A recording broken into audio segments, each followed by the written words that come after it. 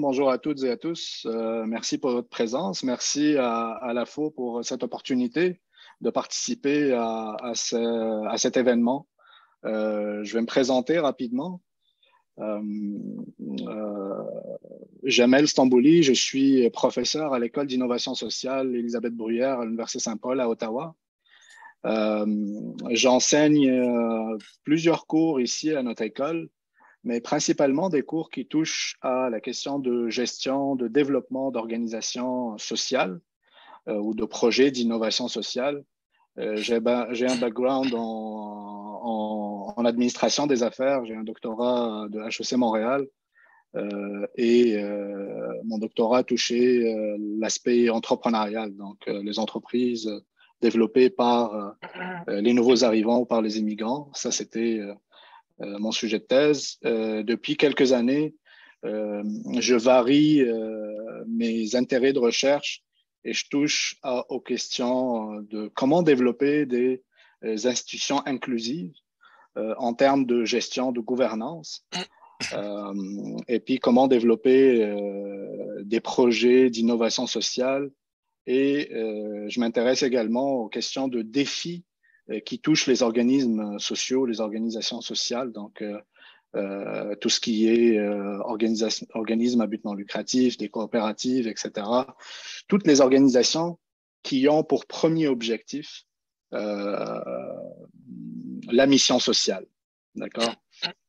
Donc, ma présentation aujourd'hui, c'est un titre qui rime un peu, hein, outils de planification, survol du plan d'affaires et de la matrice du modèle d'affaires pour mieux développer des projets communautaires. Il y a des R à la fin. Donc, ça rime un tout petit peu. Ce que je vous propose.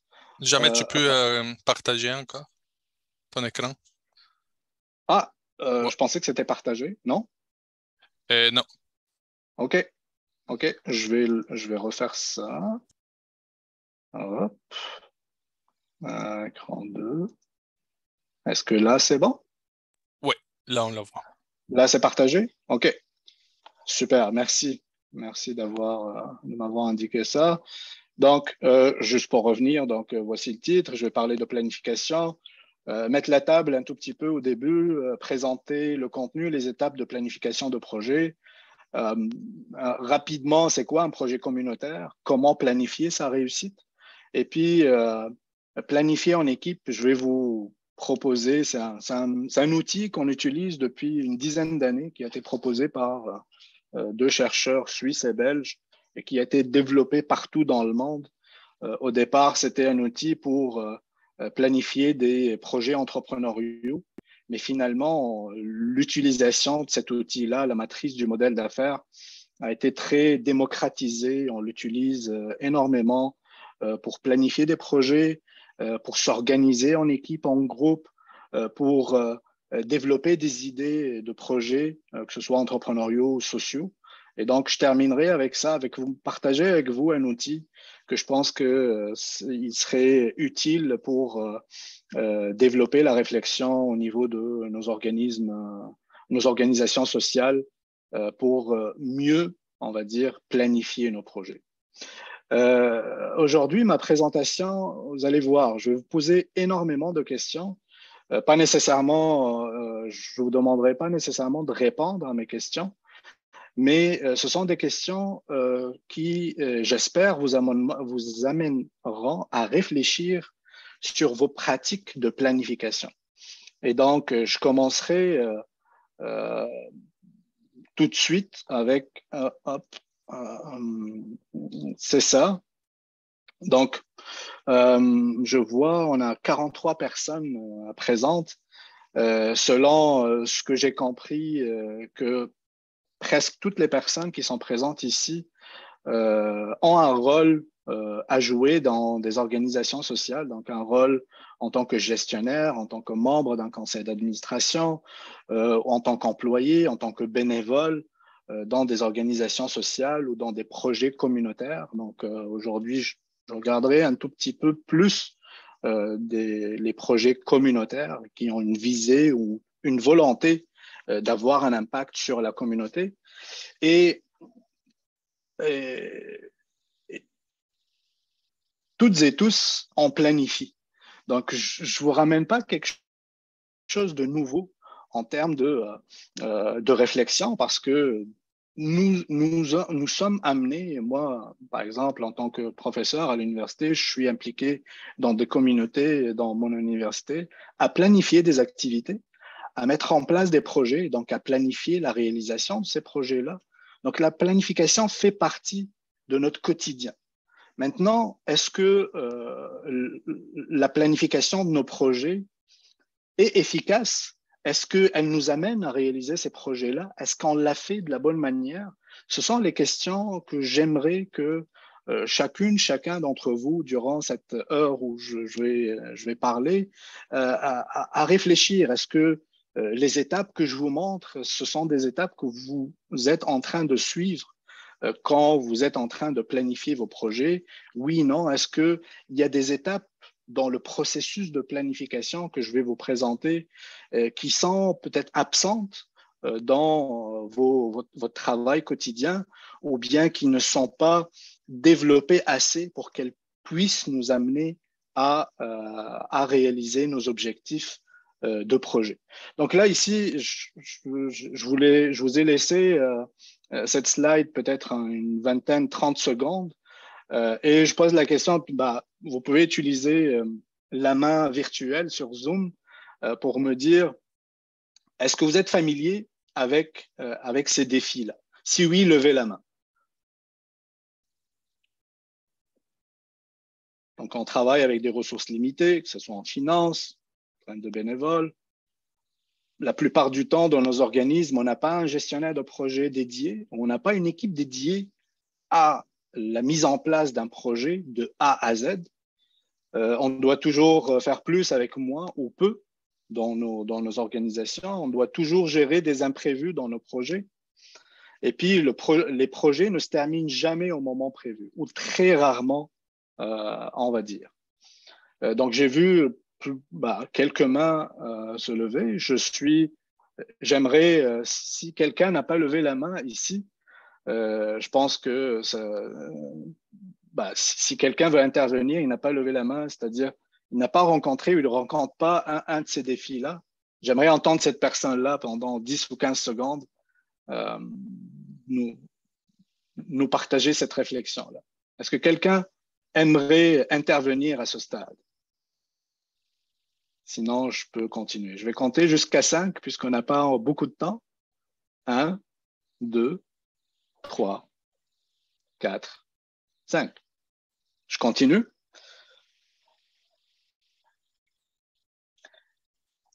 Bon, moi, je dis que ces défis-là, on les rencontre très, très souvent dans nos organisations, surtout les organisations sociales.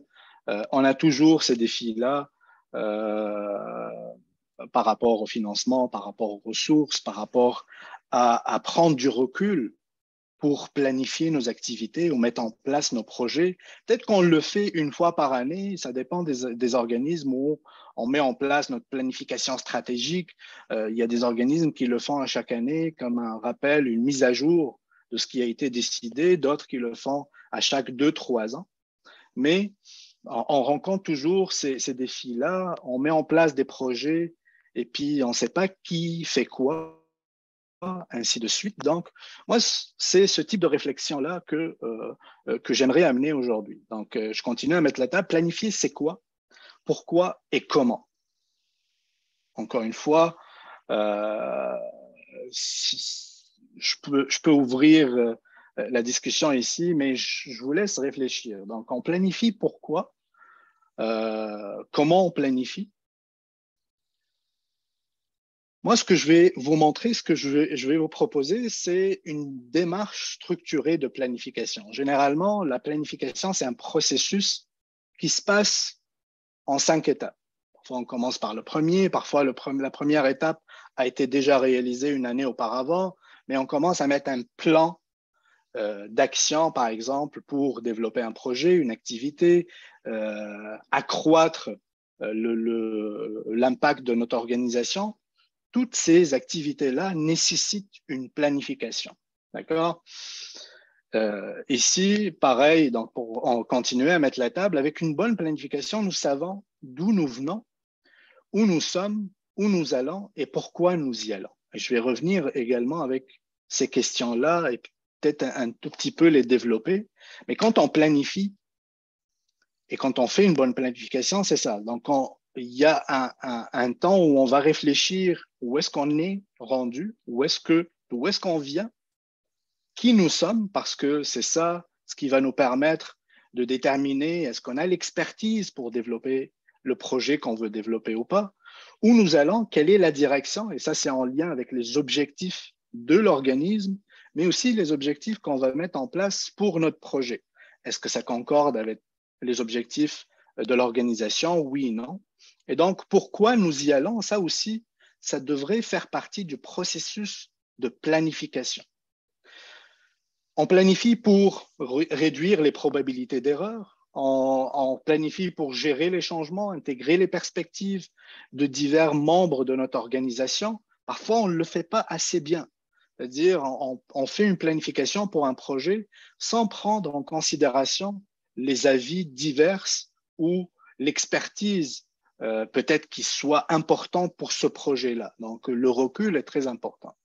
Tirer le meilleur profit de nos ressources, c'est ça ce qu'il s'agit, parce que quand on est dans un cadre ou dans un contexte d'organisation sociale avec la non-présence de ressources, donc, ou l'absence de ressources, ou la non-présence d'assez de ressources pour développer ces projets-là.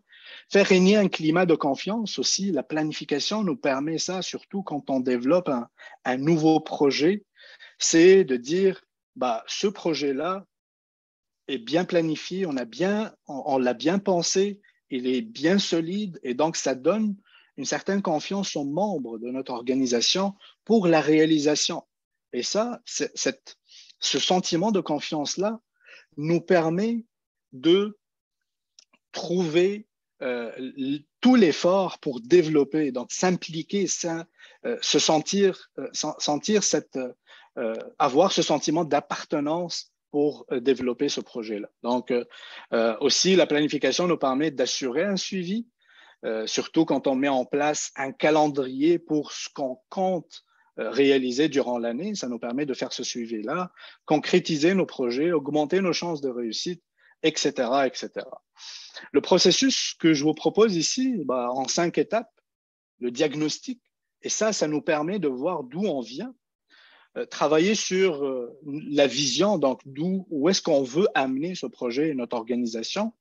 Ça nous permet, la relation avec la confiance aussi, donc de vérifier que ça correspond à nos valeurs, parce que, et c'est pour ça que c'est une étape importante dans le processus de planification de projet.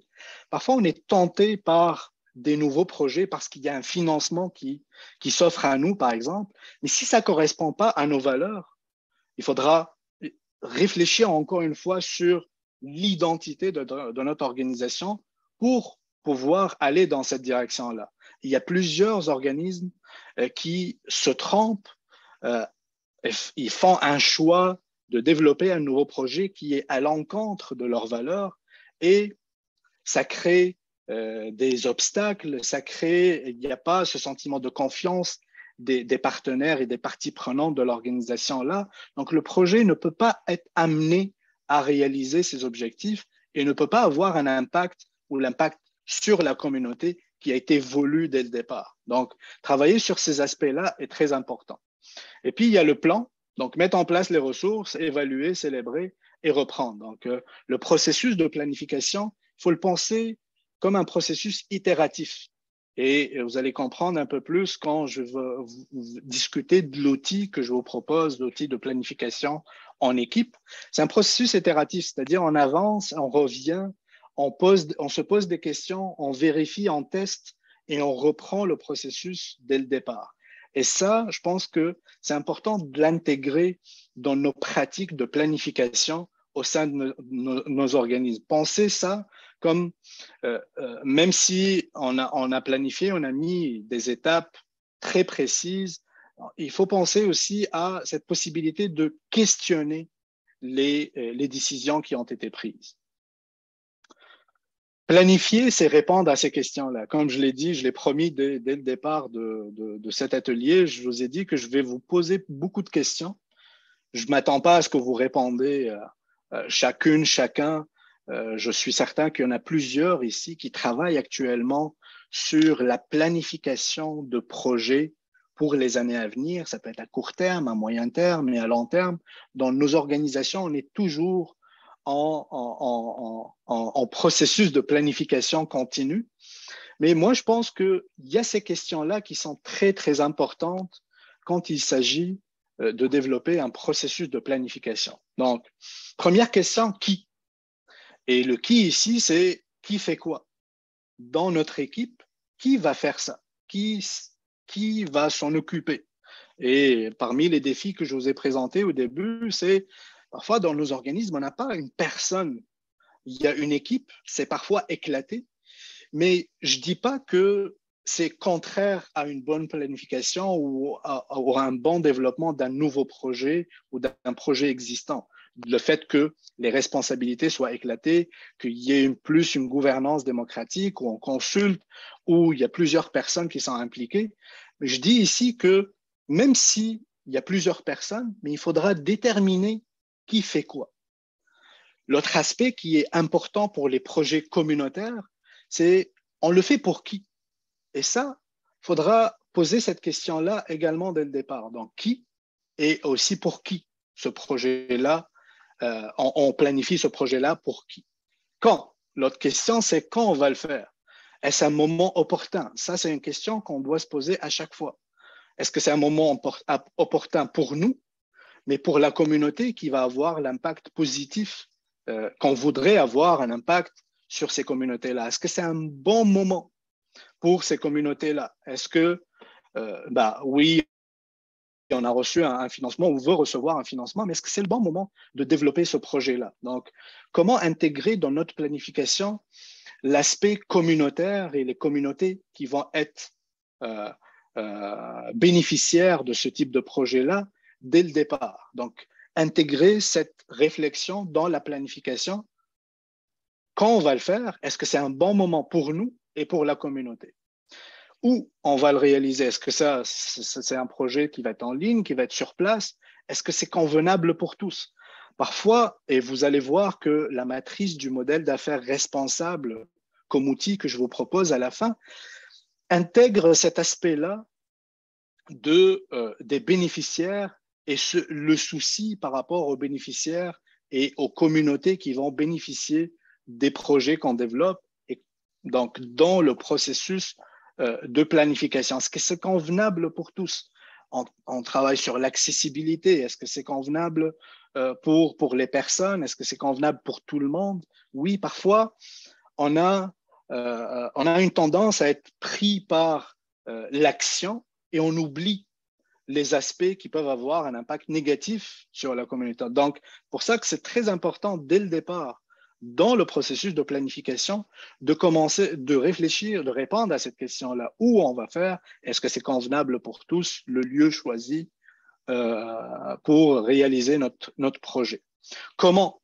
Donc, se poser cette question également. Avec quels moyens? Y a-t-il d'autres solutions? Pourquoi on veut aller voir dans ce processus de planification-là, est-ce qu'il y a des projets qui ont été développés ailleurs? Ça nous aide à se comparer, à vérifier s'il y avait des solutions efficaces qu'on peut intégrer à nous. Et ça fait partie de la planification aussi. Ça fait partie du recul avant d'agir, de réfléchir avant et de répondre à ces questions-là quand on commence à planifier pour une activité ou pour un projet. Avec quels moyens on va le réaliser? Y a-t-il d'autres solutions qui ont été développées? Si oui, est-ce qu'il y a des apprentissages à faire pour nous? Ainsi de suite. Pourquoi on le fait? Et surtout, est-ce une priorité? Est-ce une priorité pour la communauté et les bénéficiaires? Parfois, on a tendance, parce qu'il y a comme une nouvelle ligne de crédit, un nouveau type de financement, d'aller chercher ce financement-là. Mais ce n'est pas une priorité pour la communauté. Si notre objectif, c'est d'avoir un impact positif pour la communauté, il faudra se poser la question, pourquoi on fait ce projet-là? Est-ce que c'est parce que ça va nous permettre d'avoir une rentrée d'argent supplémentaire? Soit, mais est-ce que C'est une priorité pour les bénéficiaires? Si ce n'est pas une priorité, ben, on doit réfléchir parce que notre mission en tant qu'organisation sociale ou en tant que projet communautaire, c'est d'avoir un impact positif sur la communauté. Quoi? La dernière question, la dernière série de questions.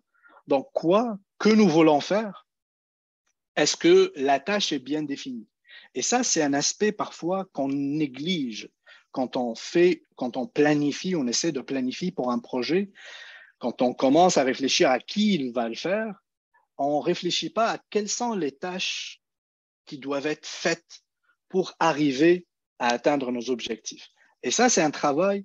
Si on le fait au départ, ça nous permet d'éviter obstacles, ça nous permet d'éviter les erreurs, ça nous permet d'atteindre les objectifs à temps, ainsi de suite.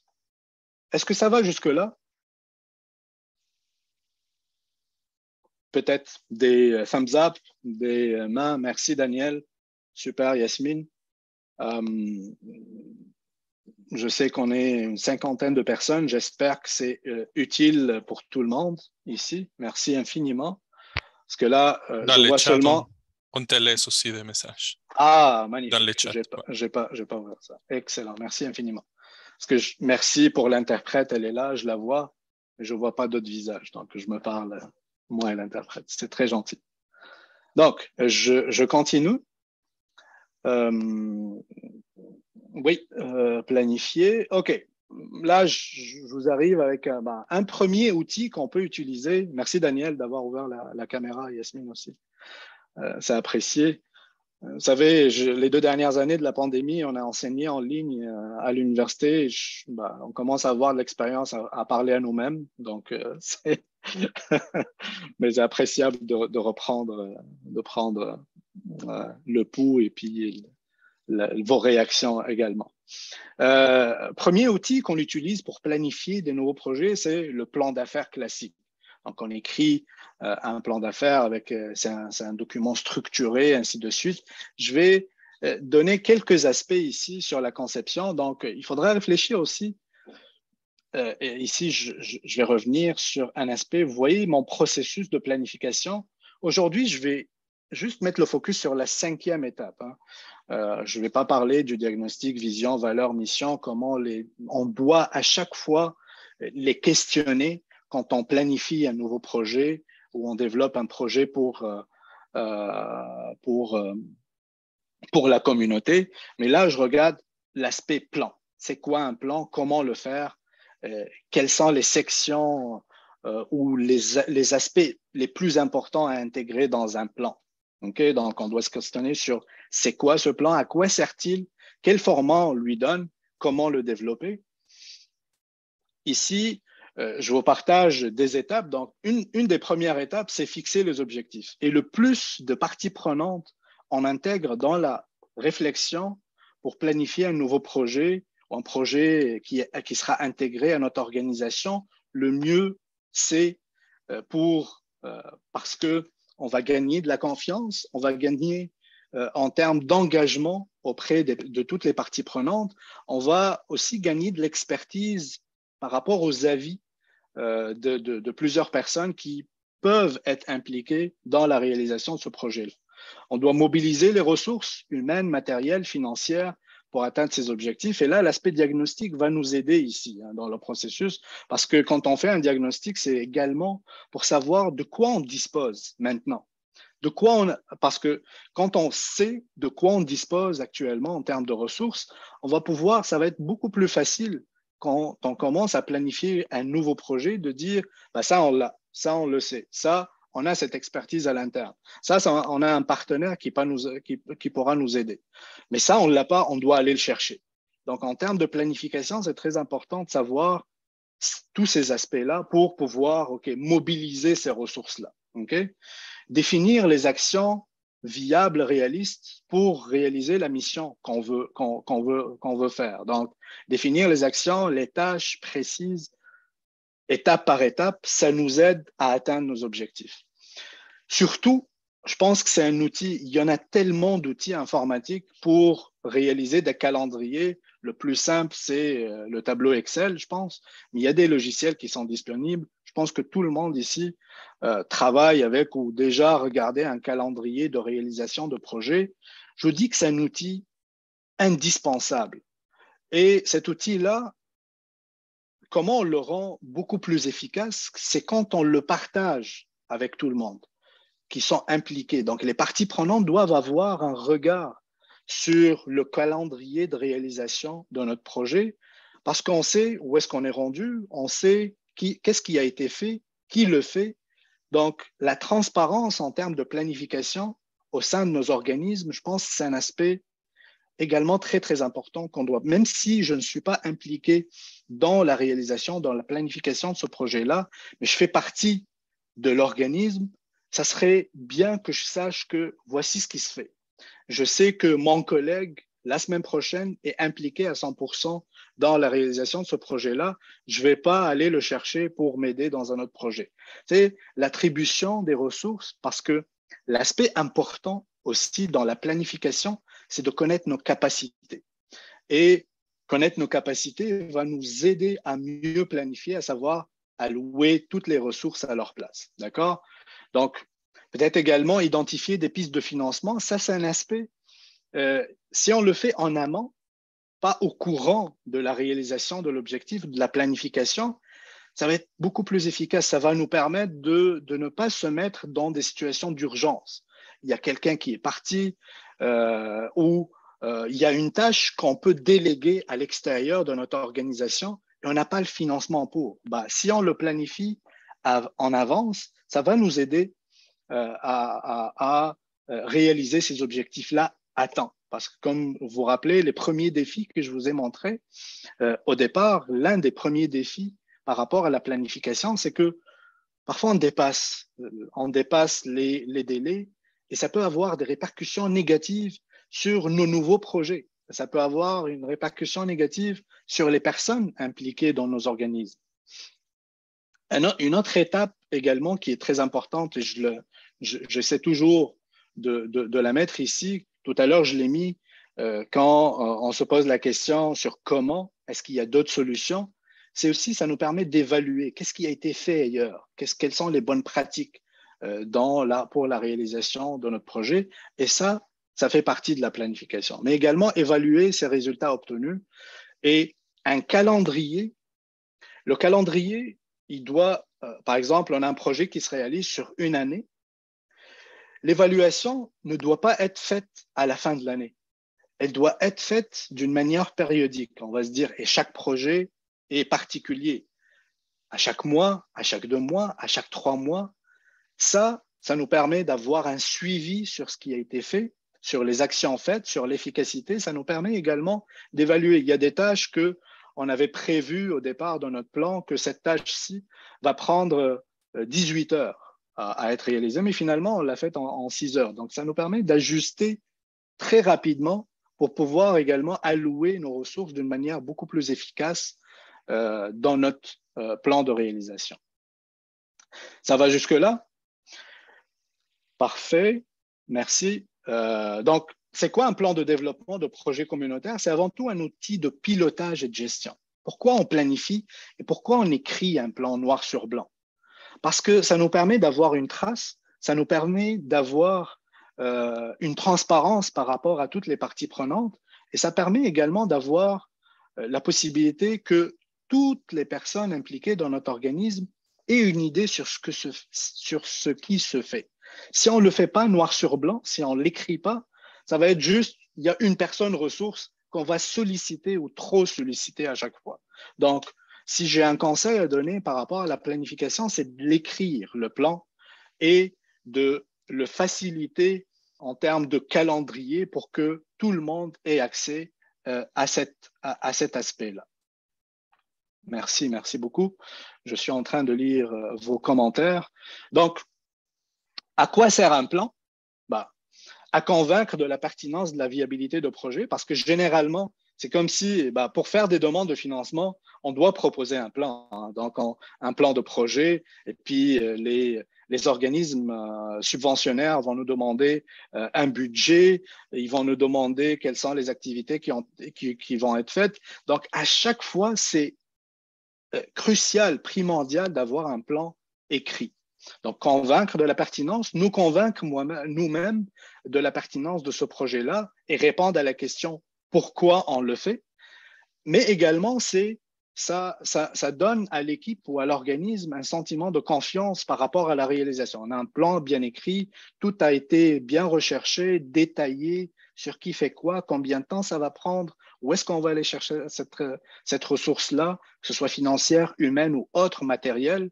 Donc, ça nous permet d'avoir toujours un avancement sur le quotidien. Parce que dès qu'on commence le projet, on va être pris par les urgences et par le travail quotidien. Si on n'a pas planifié un plan A, B, C, s'il y a une urgence qui arrive dès le départ, on peut être pris à court et puis ça peut contraindre la réalisation de notre projet. Ça nous permet également d'analyser son projet, de le structurer, parce que parfois on se dit, c'est pas nécessaire, on a quelqu'un qui est expert, on a déjà fait ce type de projet-là, on a l'habitude, ainsi de suite. Si on ne fait pas ce travail-là, on ne peut pas voir qu'est-ce qu'on a appris avant. Donc, si on ne suit pas le processus de planification, du diagnostic et de se poser ces questions-là, on se donne 2-3 jours pour le faire, pour, sauver des ressources peut-être, ça va nous permettre de sauver des ressources, ça va nous permettre de voir quels sont les bons coups, ça va nous permettre de voir quels sont les mauvais coups qu'on a subis, ainsi de suite. Donc, analyser son projet, identifier les solutions de chaque domaine, je ne rentre pas dans les détails ici, mais anticiper les obstacles et trouver les moyens de les surmonter. C'est en gros ça, là. Quand on réfléchit, on l'écrit noir sur blanc et on le discute, ça permet que tout le monde participe et ça nous permet d'anticiper les obstacles et trouver les solutions. Pourquoi on fait de la planification, on écrit ce type de plan-là? Ça peut être pour créer une nouvelle entité, pour lancer une nouvelle activité, lever de fonds, lancer une activité génératrice de revenus, repenser, optimiser, pour développer un projet communautaire ou autre. D'accord? Facteur de succès d'un plan de développement écrit noir sur blanc, c'est une bonne structure, toutes les sections sont présentes, clair et précis, un bon plan et objectif. Aussi, se donner le temps de répondre à toutes les questions que je vous ai données, ça nous permet d'avoir un plan objectif, c'est-à-dire réalisable. Et ça augmente nos chances d'obtention de financement, ça augmente nos chances de se dire peut-être que on était très ambitieux. Parce que quand on répond à ces questions-là, on va se dire, OK, est-ce qu'on a les capacités de faire 100 workshops pour l'année? On ne pense pas. Quand on fait un bon plan et on l'écrit, on le discute, on va réduire et on va permettre à ce que le projet se réalise en bonne et due forme, qu'on soit objectif par rapport à nos plans. Ici, je vous rajoute encore des questions relatives à l'élaboration d'un plan. Okay? Quel impact on prévoit de réaliser? Ou quel impact prévoit réaliser votre projet? Quels sont les résultats désirés à court, moyen et long terme? Vous savez, quand on agit dans, on va dire, économie sociale et solidaire ou dans le communautaire, c'est vraiment pour ça qu'on développe nos projets, pour l'impact social, sociétal, responsable au sein de nos communautés. Donc, réfléchir à nos résultats dès le départ qui sont désirés à court, moyen terme, ça nous permet aussi à penser, à réfléchir à nos impacts désirés.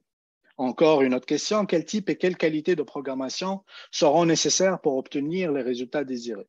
Et ça, c'est en lien avec ma question tout à l'heure sur le quoi. OK? Quoi? Qu'est-ce qu'on veut développer? D'accord? Quelles ressources? Donc, ça, c'est une question très, très importante.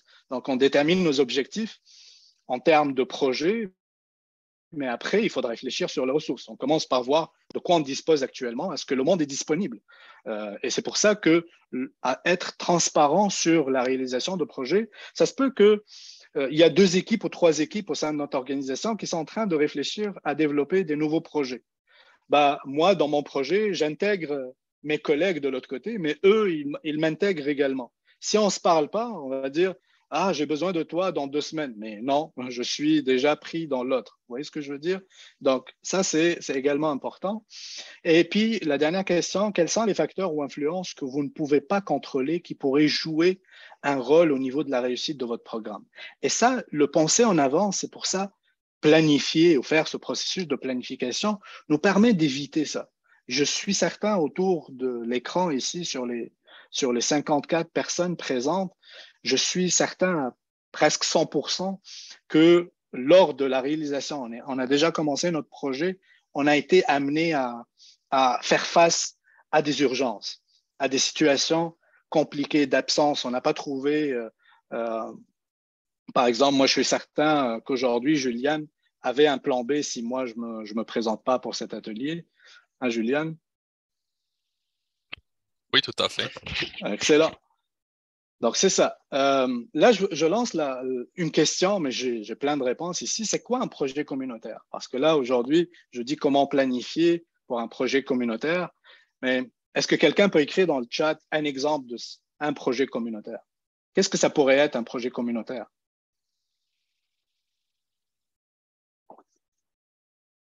Un festival, merci Leïla.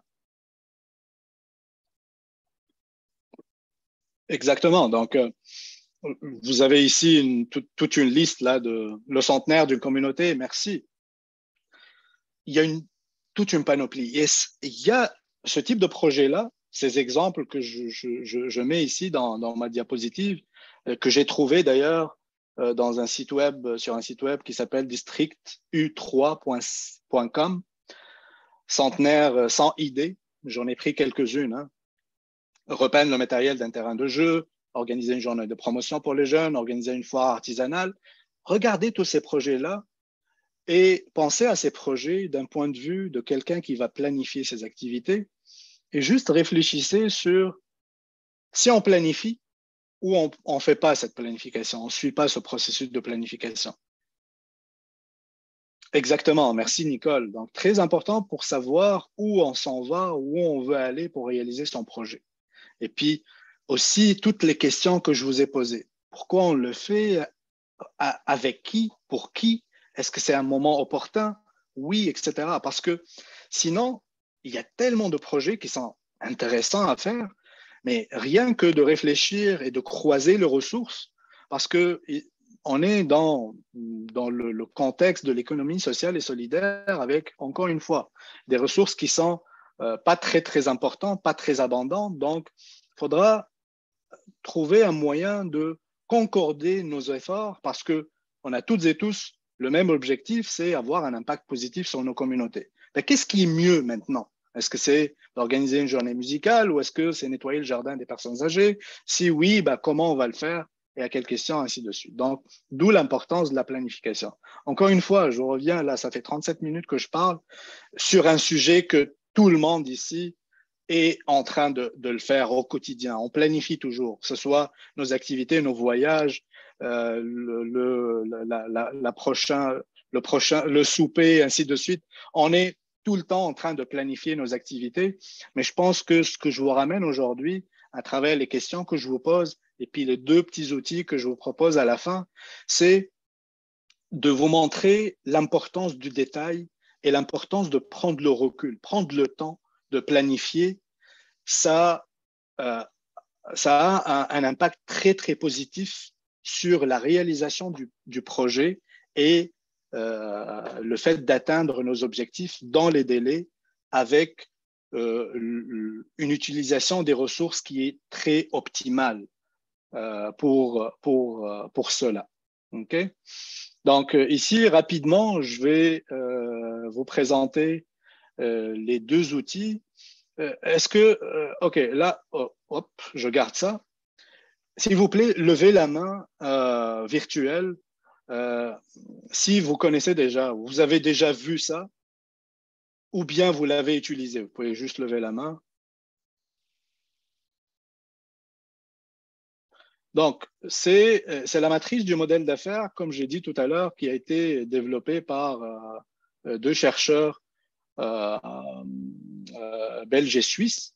Et l'idée ici, euh, c'est un outil qui, euh, qui nous permet de voir toutes les composantes sur une seule feuille. C'est ça l'innovation ou cette invention, cette innovation en termes de planification qui a été amenée par l'outil de la matrice du modèle d'affaires, c'est que on peut mettre toutes les questions, toutes nos questions, toutes les composantes de nos projets sur une seule feuille et que tout le monde y participe à la réflexion, qu'est-ce qui vient, par exemple, sur le qui fait quoi, pour qui. On a tout ça sur un outil. Donc, ça nous permet de voir la planification du projet sur une seule feuille, mais ça nous permet également de voir et de réfléchir directement. Si on veut développer un nouveau produit, un nouveau service, quelles sont les implications sur les coûts, quelles sont les implications sur nos bénéficiaires, quelles sont les implications sur les autres activités. Et donc, ça nous permet, c'est un outil qui permet la créativité, qui permet également de pousser l'idéation de projets. Okay? Principalement, c'était un outil qui permettait l'idéation de projets et puis de réfléchir sur son modèle d'affaires. Okay? Donc, ça permet de comprendre, d'analyser, communiquer, convaincre sur une seule feuille. Je vais aller rapidement sur les composantes. Oui, merci Guy. Donc oui, c'est pas une grande invention ou innovation, mais je pense que trouver les outils qui nous permettent de voir nos projets ou la réflexion de nos projets sur une seule page, ça permet justement de faire la connexion entre les différentes composantes de cet outil-là. Ici, je vais présenter rapidement les composantes de cet outil. Donc, je vais commencer par le segment de la clientèle. Qui sont nos clients? Au fait, cet outil-là, je reviens, je m'excuse, hein, je commence à être beaucoup plus rapide dans mon flux. Mais donc, cet outil de modèle d'affaires, de développement de modèle d'affaires, comme vous pouvez le voir ici, et c'est disponible en ligne. Hein. Juste mettez sur Google matrice du modèle d'affaires ou Business Model Canvas. C'est disponible, on peut le télécharger en format PDF pour l'utiliser comme on le souhaite. Mais ici, il y a 9 composantes du modèle d'affaires. En fait, un modèle d'affaires, c'est comment faire fonctionner notre projet. Rapidement, sans rentrer dans les définitions des concepts théoriques, mais ça nous permet d'avoir toutes les composantes ici. Comme vous pouvez le voir devant vous, à droite, il y a le segment clientèle, donc à qui s'adresse notre produit ou service. Et puis au milieu, c'est l'offre. Qu'est-ce qu'on offre? C'est quoi ce projet communautaire qu'on veut développer? À quoi sert-il? À qui? Quelle mission, vision également, on réfléchit dessus. Du côté gauche, c'est plutôt comment on va le réaliser et quelles sont les ressources dont on doit aller chercher pour réaliser ce projet-là. Donc, quels partenaires, quelles sont les activités clés, quelles sont les ressources clés. Et en bas, ce qu'on voit, c'est à droite, source de revenus, donc comment notre segment de la clientèle va ramener de l'argent. De l'autre côté, c'est la structure de coût qui est en lien avec les activités qu'on réalise, les ressources, les partenaires, ainsi de suite. Okay? Rapidement, donc je rentre ici pour vous montrer le plus important. Je pense que ce que je voulais partager avec vous, c'est la matrice du modèle d'affaires responsable qui a été développée par des collègues à moi à l'Université Laval qui travaillent beaucoup sur les coopératives et sur les organisations sociales et qui travaillent beaucoup en responsabilité sociale des entreprises. Pareil, c'est disponible en ligne. Vous pouvez regarder Université Laval, matrice du modèle d'affaires responsable. C'est un outil qui vient avec tout un kit de présentation de l'outil et comment on l'utilise. Et c'est téléchargeable en format PDF. C'est un outil très intéressant à utiliser en équipe pour réfléchir à développer des nouveaux projets, si on veut développer de nouveaux projets. D'accord? Donc, qui sommes les clients? Quelle est la proposition de valeur? Qu'est-ce qu'on veut offrir? Qu'est-ce qu'on veut créer comme valeur avec notre offre, que ce soit un nouveau produit, un nouveau service au sein de nos organisations? Comment on veut distribuer ou aller chercher notre clientèle? Donc, vous voyez le schéma. Quel type de relation établir avec cette clientèle-là? Toutes ces cases-là nous permettent de répondre à ces questions. Le flux de trésorerie, les ressources clés, les activités clés, les partenaires clés, et puis la dernière composante, c'est quels sont les coûts inhérents à notre modèle d'affaires. Ici, je termine bientôt dans 5 minutes. Hein. Donc, l'outil que je vous propose ici, allez chercher en ligne. J'espère que, je pense que c'est accessible.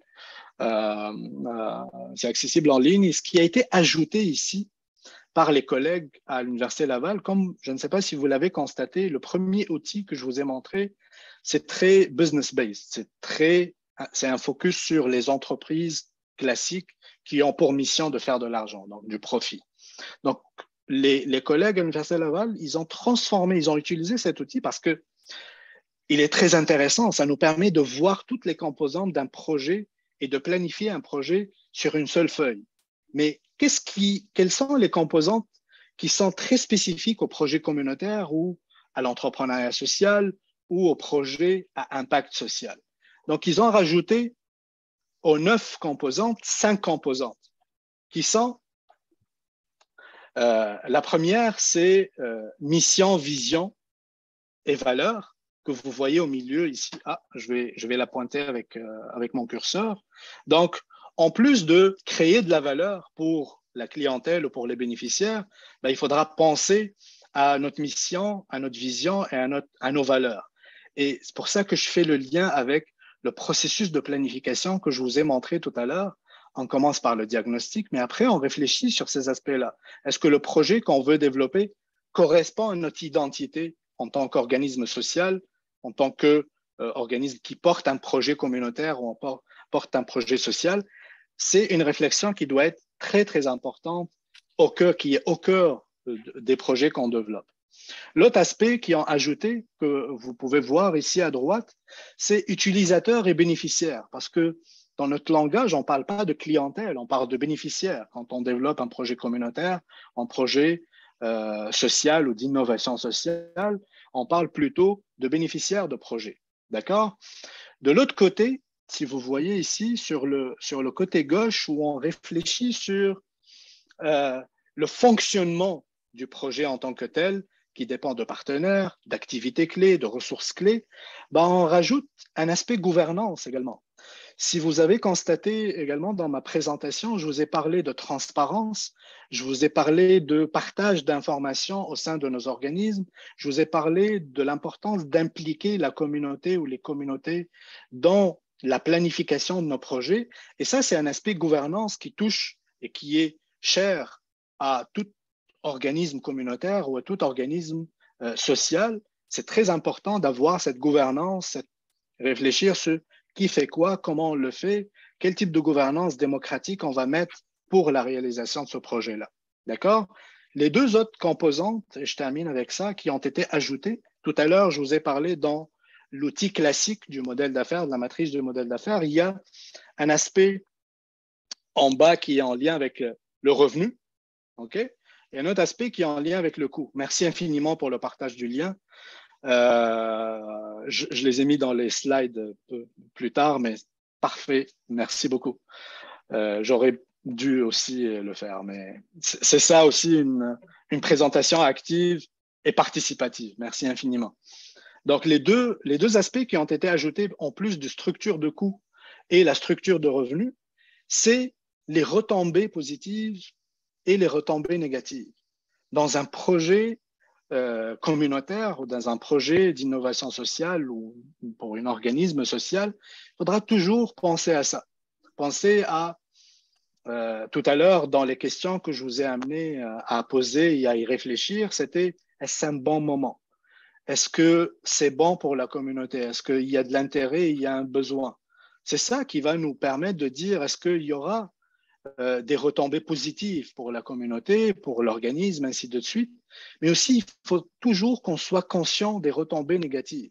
Parfois, le choix du lieu va exclure des personnes. S'il n'y a pas de l'interprétation, notre projet ne va pas être inclusif. Donc, penser à ces aspects-là et les nommer va nous permettre également, tout à l'heure dans le processus également, une des étapes, je vous ai dit, aller chercher un financement pour si nécessaire. Le fait de travailler là-dessus sur une seule feuille, de mettre en place les retombées négatives, ça va nous permettre de dire, là, c'est important pour nous.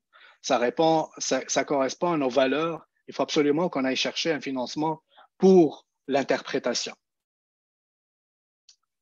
Et je pense que je vais arrêter là. Il est 13h49. Je vous laisse les détails, mais les détails... Ah, OK, je finis avec ça.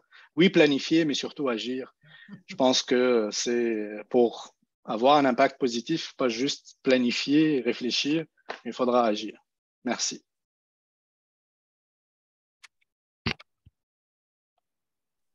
On laisse le microphone ouvert si jamais quelqu'un veut poser une question, un Oui, commentaire. oui, je suis là. Je suis là.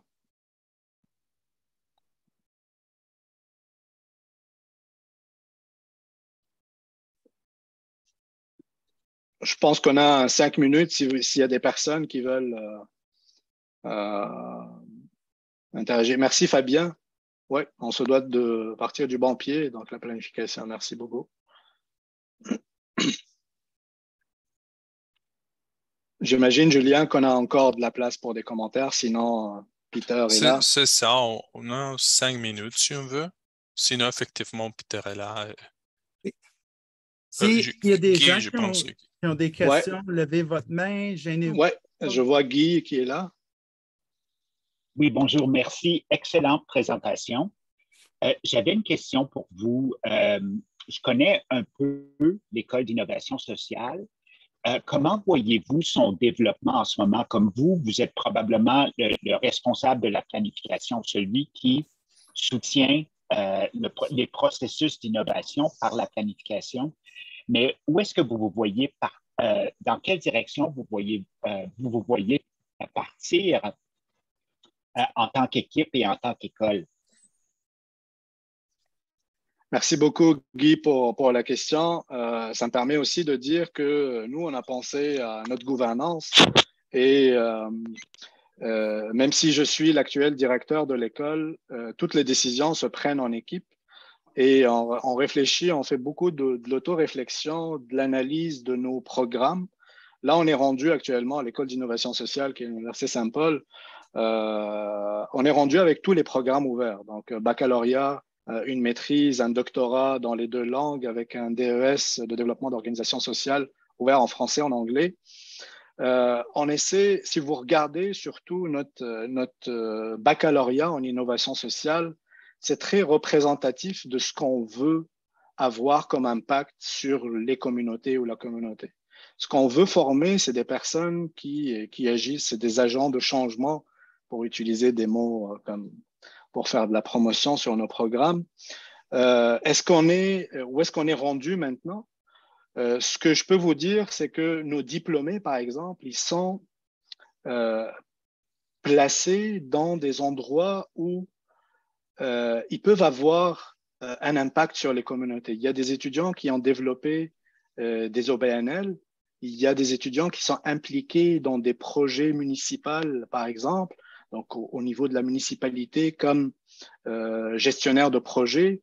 Nos étudiants à la maîtrise, au doctorat, se placent au gouvernement. Donc, il y a cette volonté-là d'aller participer à la mise en place de nouvelles politiques, donc de réfléchir aux politiques actuelles.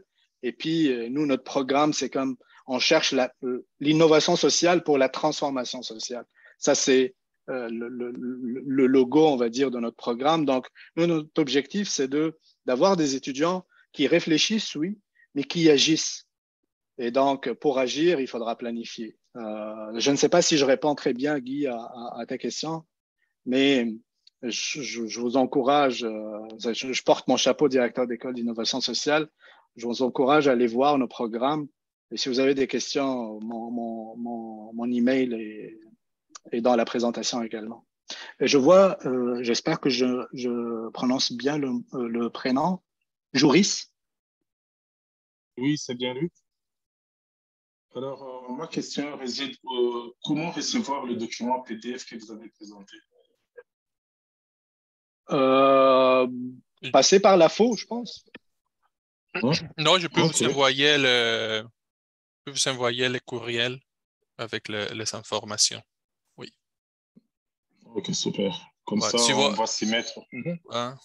Si vous pouvez mettre le courriel dans le chat, je vais prendre note de tous les courriels des personnes intéressées et je vais envoyer. Ouais, pour bien appliquer aussi mes propos, je vous invite, s'il vous plaît, les cinquantaines de personnes à remplir le SurveyMonkey pour évaluer le webinaire. Moi, ça me permet également de voir ce qu'il y a des aspects. Parfois, je peux aller très, très large, comme parfois je focus sur un aspect en particulier. Merci beaucoup. Merci, Joris. Il est 55, Juliane. Dernière chance pour une question. Commentaire.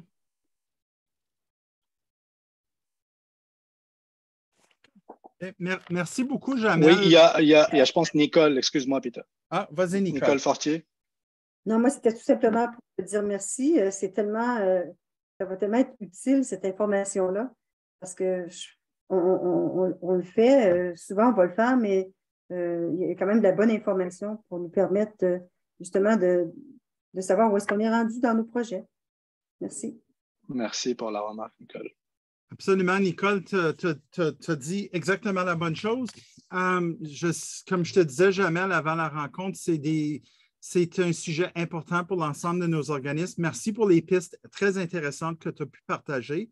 J'espère que les participants, vous avez pris un temps d'arrêt pour repenser les modèles d'affaires de vos organisations. Hein? C'est bon toujours regarder les structures dans lesquelles on travaille. Puis vous savez, les structures qu'on s'est données il y a 50 ans, 30 ans, 40 ans, dans le passé, ne sont peut-être pas toujours les bonnes pour l'avenir. Puis ça nous donne une chance de repenser nos façons de faire. Vous savez que l'AFO offre des communautés d'apprentissage, ce qu'on appelle les CAP, des communautés d'apprentissage professionnelles qui sont virtuelles, qui sont dédiées au mentorat parce qu'on a eu une subvention de Ottawa Bilingue. S'il vous plaît, faites signe à l'équipe de service programme, Josiane. Vous pouvez envoyer un courriel à service avec un S @monassemblée.ca et vous pouvez aller chercher plus d'informations. Vous pouvez aussi vous inscrire sur le beau site de notre place.monassemblée.ca ou faites signe à un membre de l'équipe des services et programmes de l'AFO pour plus de détails.